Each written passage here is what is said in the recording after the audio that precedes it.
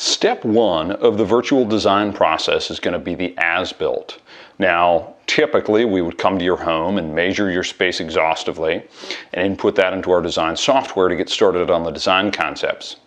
However, for smaller projects like limited kitchen and bath projects or others, we're offering a virtual as-built service. For larger projects such as additions or outside ADUs or those types of projects, we're going to still come to your property in the design stage and begin to take the measurements, but still maintain the social distancing protocols that we've set in place. We're trying to be as least invasive as possible for some of the interior remodels and still allow people to proceed along the design process and do the planning so that when this situation develops and we're, as a society, handling the coronavirus better, we'll be able to continue with your projects and start them at that time.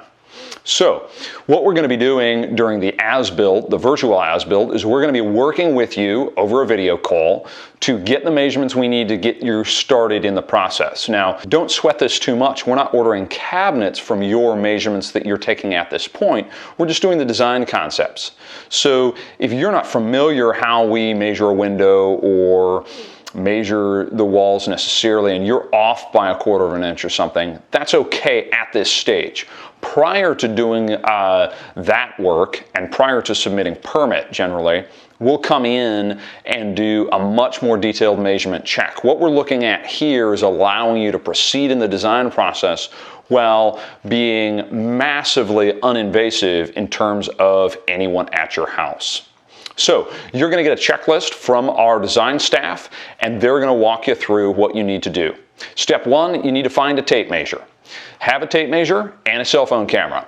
Start by taking pictures of the room and orient yourself and start by taking a picture of north and then take pictures of the other walls of the room so that we can start and get our program set all correctly.